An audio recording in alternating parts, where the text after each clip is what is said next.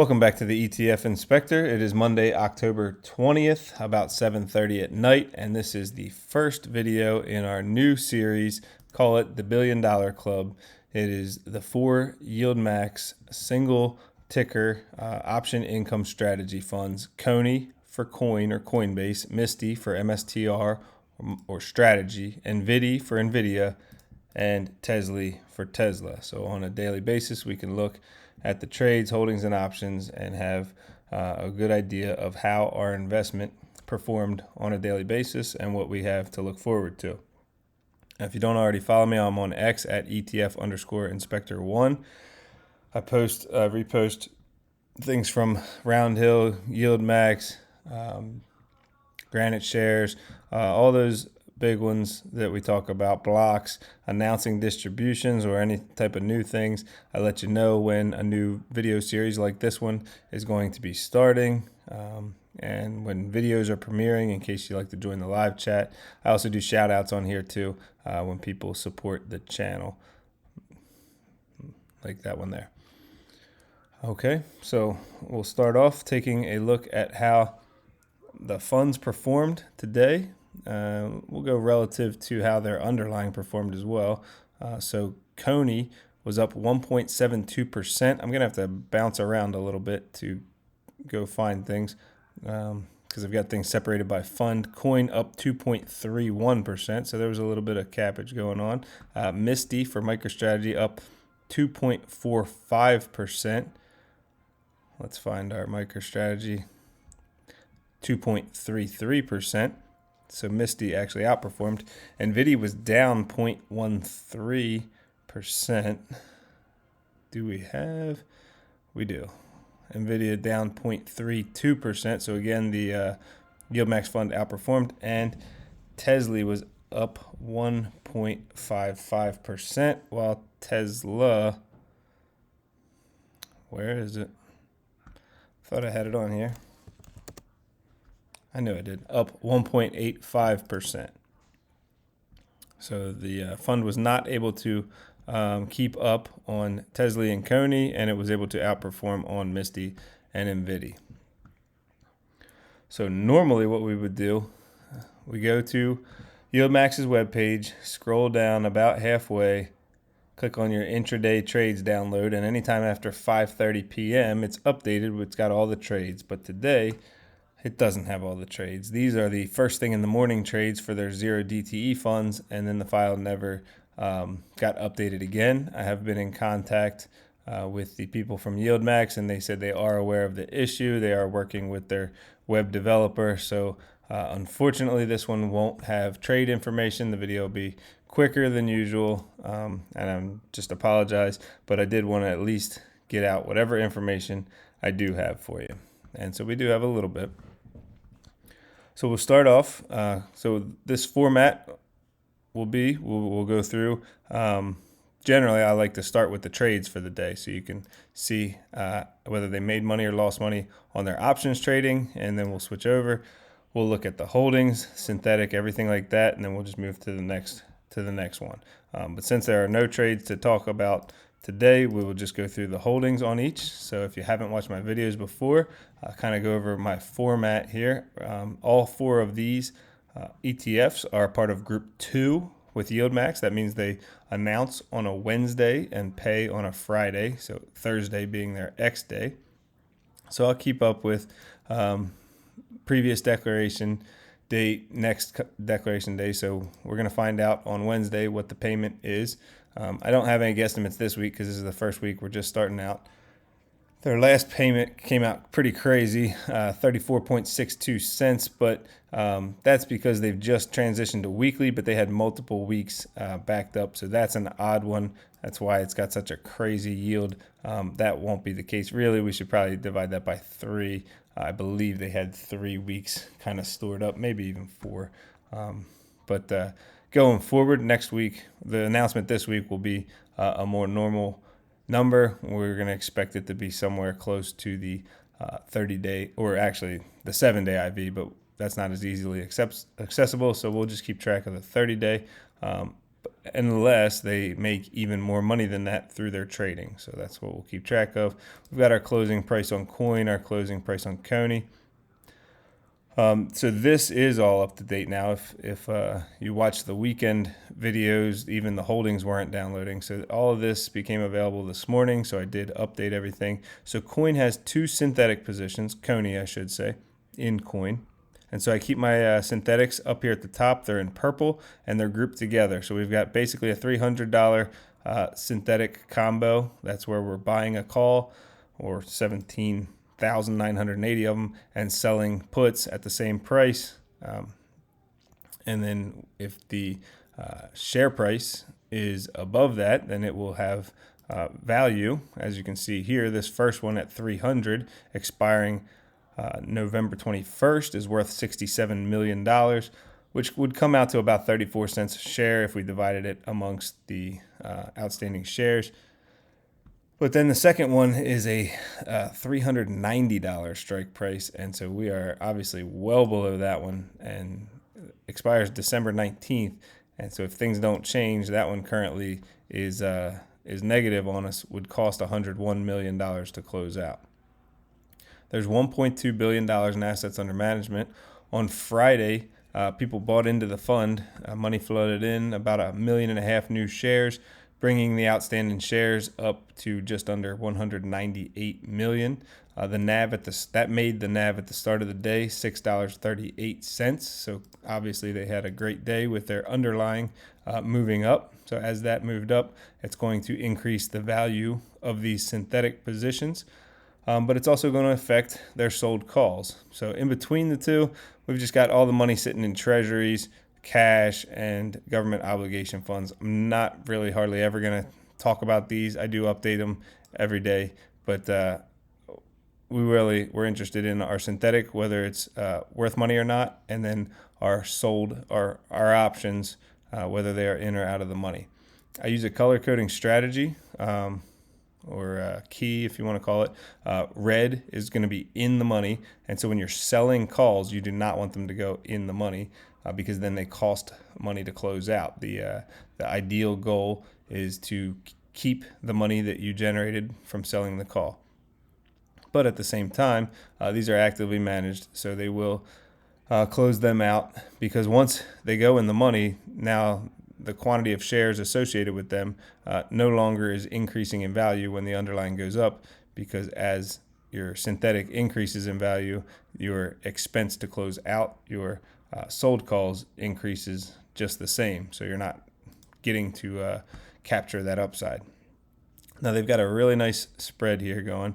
And if it doesn't have color, then it's a purchased call. So a lot of times it's call spreads. They're going to be lined up with each other. So in this case, right, they've sold 4,400 contracts at 335, and they've bought 4,400 contracts at 355. That would be considered a $20 call credit spread.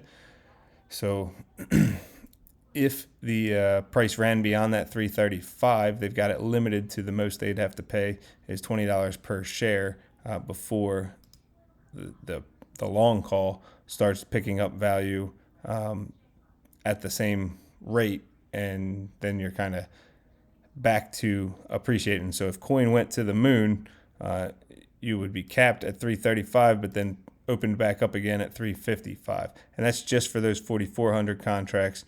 As you can see, there's a whole lot more because they've got synthetically 17,980 contracts and another 19,770, and each contract's worth 100 shares. Okay, so we do know that two of our sets of contracts here are 335s and our 340s that are sold, all expiring this Friday, have gone into the money 1% and 2%. And then we still have everything from 345 all the way through 360 sold. So the rest of our calls are anywhere from 0.3% to 4.7% out of the money. All right, so we spent a lot of time on coin, but now that we've explained all that stuff, we'll be able to move through the rest a little quicker. This one doesn't really matter that much. I don't know why I keep it, but I just have a cost to close out all spreads, and that's just the sum of all these, the cost to close out the short calls and the value of the long calls. So that's 15.7 million, but I don't even know why you would care about that. I don't know why I care about it. But all right, next up we have Misti. This one's been getting beat up pretty good lately, but has been a fan favorite for a while. There's still $3.4 billion in it. But on Friday, people were selling out. It dropped by almost 2 million shares. Outstanding shares dropped by about 2 million to 288,850,000. That brought the NAV down to 1187. So that's how things started today. Obviously, Strategy had a good day. So MicroStrategy increased in value. And so these synthetic values are all based off of the most recent download, which actually took place this morning. So this is how the day started. So that's why things increased today, because these values will have all increased. If MSTR went up, then the value of each of these calls will have increased, and the cost to close out each of these puts will have decreased. And that's where you're getting that increased value that's equaling out a new higher NAV. Okay, as far as our calls, we have almost all. Let's see. Let's do a quick. We'll go to that. So it's 118,515 total contracts that we could be selling, and we're only selling 93,000. So there's, what's that, about 25,000 more contracts that are basically 25,000 contracts. So that'd be 2.5 million synthetic shares basically that are uncapped if MicroStrategy goes up. And then as far as purchasing calls, kind of limiting how much we could have to pay out in the event the share price runs beyond our strike prices, we only have 31,000 long calls. So really that's going to take care of this first 20,000 and then another 11,000 out of the next. But in any case, right now, all of our calls expiring this Friday are still out of the money, anywhere from 1.1 to 7.8%. Most recent distribution this past Friday was 60.74 cents. Again, don't pay attention to that crazy annualized yield. That's only because they were in this process of transitioning from monthly to weekly. Next ones will be back to a normal number. And so right now, all the synthetics are in trouble, meaning these expire 11/21, 11/21, and 12/19 at 3:30, 3:45, and 3:50. All are underwater and going to cost a lot of money to close out if MSTR does not move up above these strikes by this time next month. Okay, next up is Nvidi. Oh, I just noticed something. We have earnings coming up. So I'm backtracking. Coinbase announces earnings on October 30th. So that's 10 days away. MicroStrategy, same thing. The 30th. NVIDIA's is a little further out. We got about another month left before they do on 11/19. And we'll hit Tesla's when we get there. Okay, so NVIDIA did not have as nice of a day. They were down slightly, which is, not really much of a difference. Our NAV at the start of the day, 1570, and we closed at 1571. Sometimes these trade at a small premium to their NAV, but nothing major. Most recently, they just paid 10.94 cents per share. So they were not in a weird transition. They had already just paid the last week of the monthlies, so this was a normal weekly payment. They've got synthetics at 165 for 11/21 and 170. So with NVIDIA at 182, both are in the green. The first one worth $102 million, the second worth $60 million. So that's nice. looking at $162 million worth of value in our synthetics. They can't actually buy the real shares. That's why they create these synthetic positions. We've got all our money in treasuries. So the reason for this too, generally when you open a synthetic position, even though you're talking about 54,000 contracts here, each contract for 100 shares, a lot of times when you buy the call and you sell the put at the money, the two almost cancel out. So even though you're representing millions of dollars worth of shares, it's almost a break-even cost. But so you gotta still have the money somewhere. So that's why you're gonna have it sitting in treasuries, cash, and government obligation funds. Okay, we have a lot less options on NVIDIA. Calls are sold at 185, 187.50, and 190. They are anywhere from 1.2 to 4% out of the money.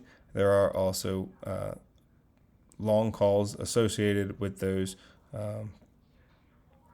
not very far off. 192.50, 195, 197.50, and 200. $1.7 billion in assets under management. Again, on Friday, people were selling out of this fund more than people buying into it. So outstanding shares dropped by a little over 1 million shares to 112,325,000. And finally, TSLY. For some reason, I feel like I didn't name the Misti strike prices. I said the percentages, but we got calls sold anywhere from 300 to 320 on MSTR. Okay, TSLY's the last one. Another one with a crazy looking annualized yield, but I mean 118 is not out of the realm of possibility. Sometimes they do get over 100, 110, 120%. But in any case, we could expect some normalized numbers this coming Wednesday, the 22nd. Most recently, they paid 19.38 cents per share. There's almost $1.3 billion in assets under management in this one. Again, people were selling out on Friday. Friday was an ugly day. People were starting to panic. It dropped by 1.4 million shares to 153,025,000. NAV at the start of the day, $8.38, but Tesla had a good day, so Tesla is going to go follow it up and increased to $8.51 closing price. Their synthetics are both for November 21st at 4.15 and 4.20, both in the money a little bit, and both increased today, so these values will be going up, but 44 million and 25 million. Some of their calls just their first line of calls did go into the money. They're sold anywhere from 442.50 all the way through 457.50. That's where the short calls end, and then your long calls start at 470. But they're very tight. We're anywhere. The first line, 442.50s are in the money by 1%. 447.50s are practically at the money, and then all the way up to 2.25% out of the money on the farthest out sold calls. All right, so I think that's everything I've got for you. So going forward, when they get the trades straightened out, the other portion of information you would get in this video is all the buys and sales of these calls. So we could expect they most likely maybe made some trades on these Coinbase that went into the money. Probably did not on the MSTRs, except for maybe they might have closed some of these further out of the money positions and brought them closer to generate more income. Probably didn't make trades in Nvidi. And TSLY, it's up in the air. It's possible that they would have closed those out, but they're not too far in the money, so we will see. So please come back. This is YieldMax just changed their website. They're just trying to work through the ticks and the glitches, and we'll get everything all straightened out and be able to provide you with all available information on a daily basis. So I like to end my videos, or at least most of them, with a dad joke. And so today's dad joke is, where is a fruit's favorite place to go on vacation? And the answer is Paris. It's written like this on the joke thing. Paris. Yeah, it's corny. Dad jokes are supposed to be. All right, thanks for watching. Have a good evening. Good luck trading tomorrow, and I'll catch you in the next video.